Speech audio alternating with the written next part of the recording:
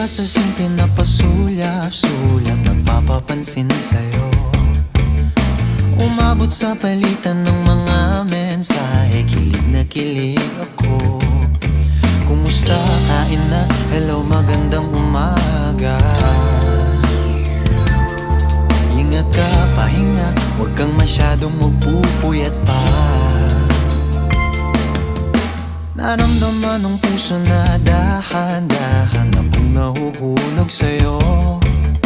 Sa kada araw natin na pag-uusap, meron ng